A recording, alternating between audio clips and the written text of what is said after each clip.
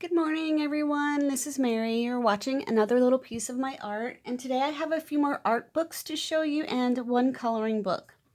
So I realize that these art books are not for everyone, and that is fine if you don't like watching them, but a few of you do. So I thought I would share with you guys as I get them. Otherwise, it's just too many at one time. However, since I am getting quite the collection here, let me know, anyone, if you ever want to see an entire art book collection, because I do have art books that I brought from home that I have never showed. So if that's something that you would be interested in seeing, let me know. Excuse me. I did go to Recently, we went to Flagler Beach on my hubby's day off, and we found this little thrift store there, and they had an interesting way of selling books. So it was some kind of thrift store where they help people that are trying to rehome, restart a home or whatever.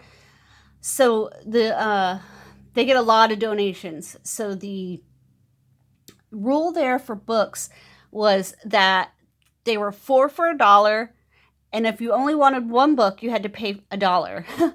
I thought that was quite interesting. And so their sign said, oh, go ahead and grab 4 books and take them to the beach, because the thrift store was right on almost on the access ramp to the beach. So I thought that was a cute way to sell books, and it worked for me. So, there were some that I really, really wanted, and then a couple that I just grabbed because I wanted to pay basically 25 cents and not one whole dollar for a book. So let's take a look at those. So I found this one.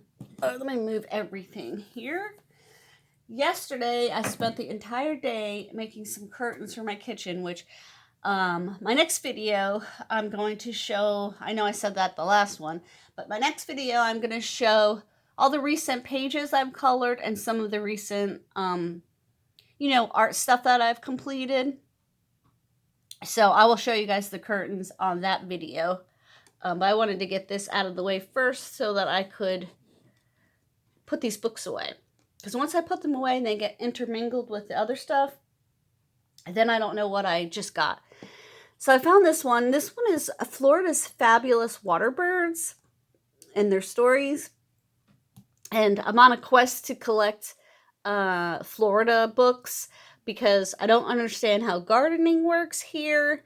I want to understand just my surroundings. But what's funny about this book, well, I'll tell you as I flip through it. So I think I told you guys I was in a drawing class. The drawing class is going to be ending soon. And my neighbor that lives 3 doors down, Dana from California, she sells her paintings in some of the shops, some of the tourist shops around here. And I guess they found out that she sold her paintings there, and they asked her if she would want to teach a painting class after the drawing class is over. And she said yes. And I was like, well, that's cool. What kind of things do you paint? And she said, Florida birds. So I said, well, I'm definitely going to join your class. And then I saw this book and I thought, well, this is great because I will practice, sketching them and stuff before the class starts up. So I wonder if you guys can see. Okay, I don't have any overhead lighting. I mentioned that several times. We tried to replace the light kit in the fan, and the fan works, but the light kits don't. Anyway, she paints, do you say that, herons? Herons, and I know she paints cranes. But look at that. Isn't that absolutely gorgeous? So pretty. So yeah, I thought that I would, just keep this on my coffee table, and aigrettes are very pretty birds.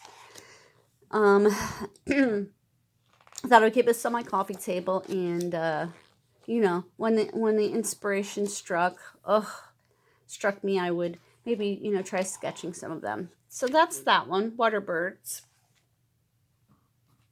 And then we have Fabric Collage Quilts by Joanne Goldstein or Stein. So I'm just letting you know, some of these books, some of them are old, some of them are newer, some of them are way, way, way past my, you know, what I know how to do. But, you know, I want to learn, and this one has patterns in it, or a pattern. I've always been interested in lap quilting. I like things that you can do. I have 2 sewing machines. Oh my gosh, I'll tell you all about that when I get to the curtains. Yeah, making those curtains involved 2 sewing machines, and nothing should be that difficult when you're just making a straight line. So I've always liked things that you could do with your hands, because I am not mechanical at all. So I liked this book because I would like to make like lap quilts, you know, and this is a mixture of both.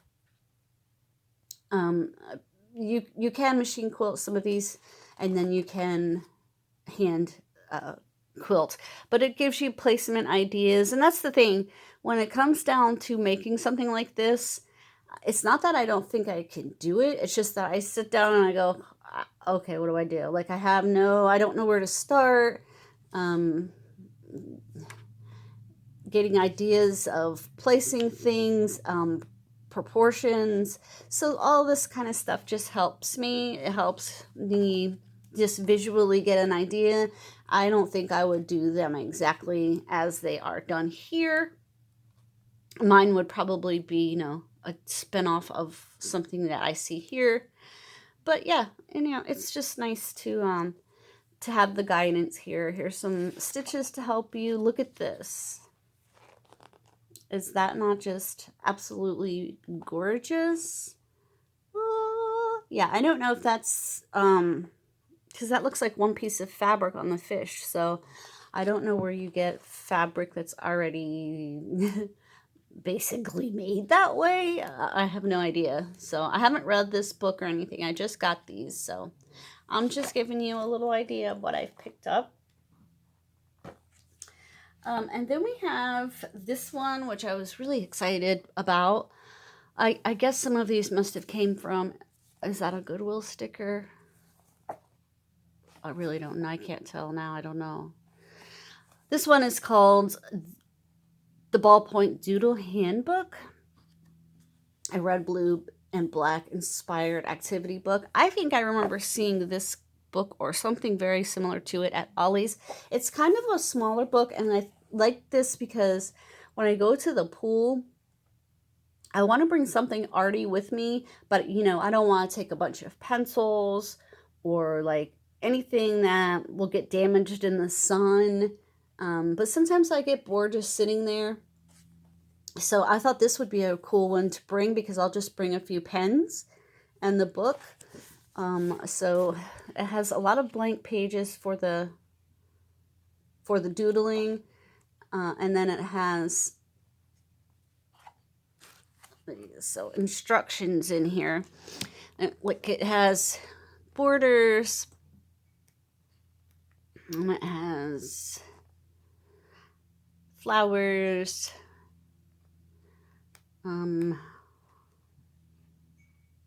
Here's scales. More flowers. What is that? Yeah, like, I mean, that's like a pot full of fish, or I really don't know. Feathers. Aliens.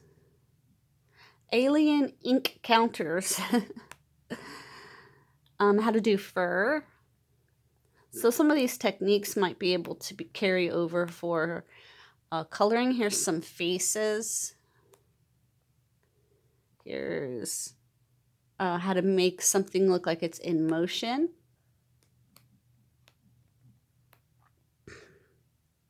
Animals. I love these silly little faces. That's the kind of stuff that I doodle anyway. So I just thought this was cute and it would be something I could have a little bit of fun with. Eyes, teddy bears, doorways, just different sketching techniques like hatching, scrumbling, and stippling, texture. So yeah, and there was nothing done in it. Okay, now here, this one is called Redo Your Room, 50 bedroom DUIs you can do in a weekend. My bedroom is a hot mess, but it's probably going to be the last thing that I do because, you know, nobody ever sees it. But I just thought this was cute, and I like to look at things like this to get inspiration for other things. Things that you can make as, you know, gift ideas or use in other rooms. If you're crafty, you know what I mean. Here's how to make a rug, a rag rug. This home is wall-to-wall white carpeting, and I cannot stand it. But we can't afford new flooring right now. So that is going to be, you know, something that's going to take time to do.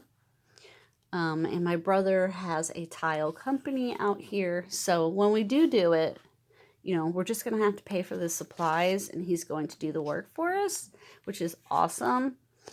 But it's still going to cost, you know. And then once we do get it, I'm going to need ideas on throw rugs and things like that because my dogs are old and they slip because my last home didn't have carpet either. We didn't have carpet there, so, you know, the doggies would slip on the floor. So, you know, just things like this is cute to get ideas from. So, yeah, that's what this one is. Some of this stuff is maybe for a younger, like, teenager-y room. But that's okay. That's okay. So there's that one. And this one, you guys, okay, you know, or I think you know, if you've been following me for a while, you might know, but I am a freak over buttons. I don't know if you guys saw my button tray that I have here. This was a gift from my hubby, and I put some of my favorite buttons in it that were my grandma's, and there's a picture of my hubby in there, but I put some of my favorite buttons in there, and some of the buttons were belonged to the kiddos. But this button right here, I remember, was on my grandma's coat, her favorite winter coat. Isn't that a pretty button? Anyway, I found this book. Look at that book. Diana Epstein and Millicent Safro. So, this book is a book about buttons. And it just is a reference book to tell you what style your button is, what era it is from,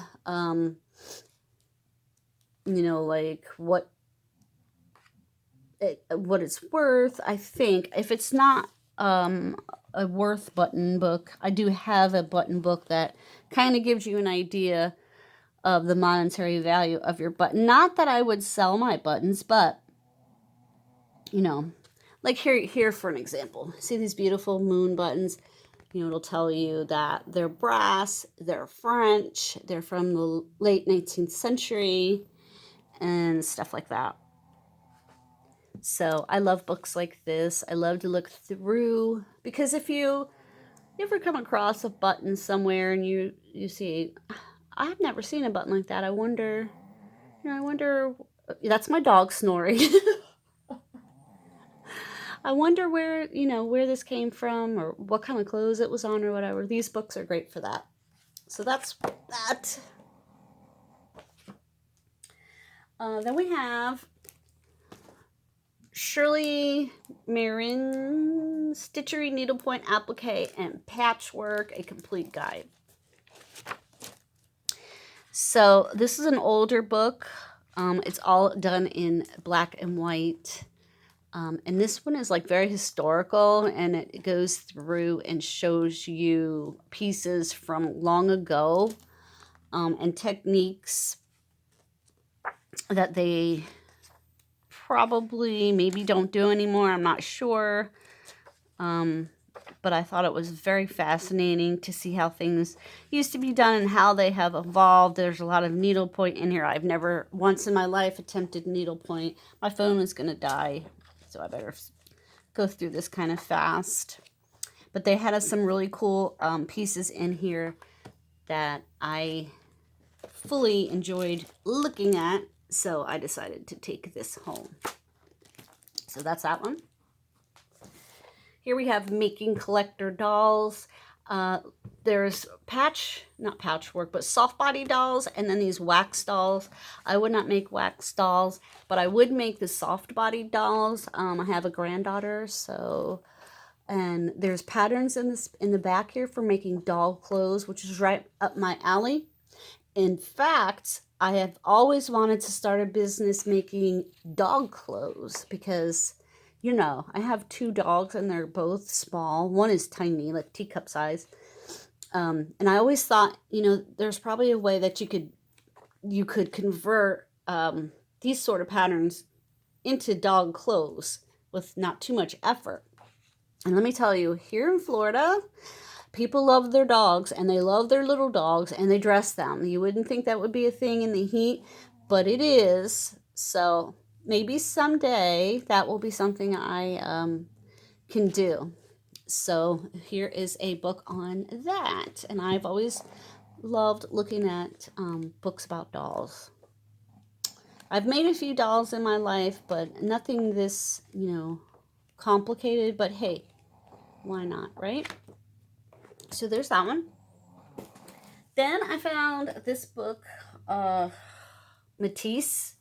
So I love art books like this because they're very inspiring. I would use this book for color palettes in coloring books, and I would also use this book when I'm working with my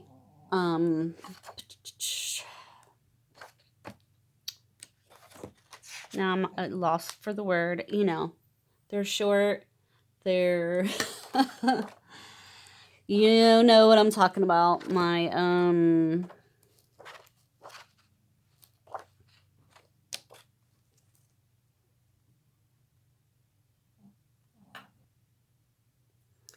sorry guys, I'm only 1 coffee and oil pastels.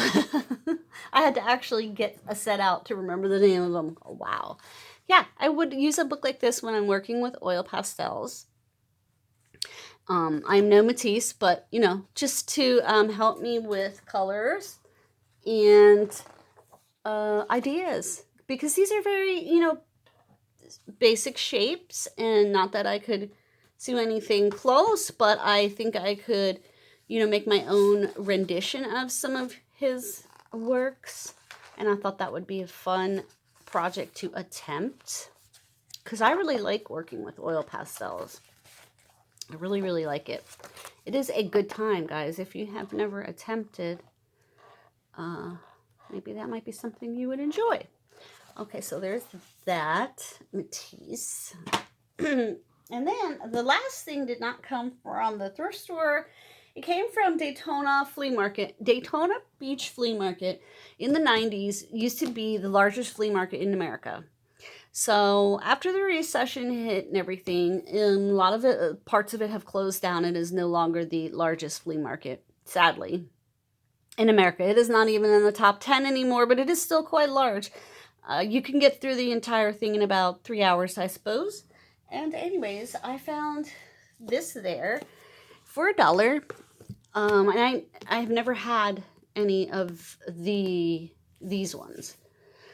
I've seen them before at Ollie's and other places, but now that I'm here and coloring books are so hard to get a hold of for some reason, I decided to go ahead and pick it up. And so you guys are all, and I apparently have bent it, you guys are all familiar with the Color Me books here. They're all divided into rainbow sections. So the orange is let's see. The orange is art and architecture. The green is whimsical and imagery.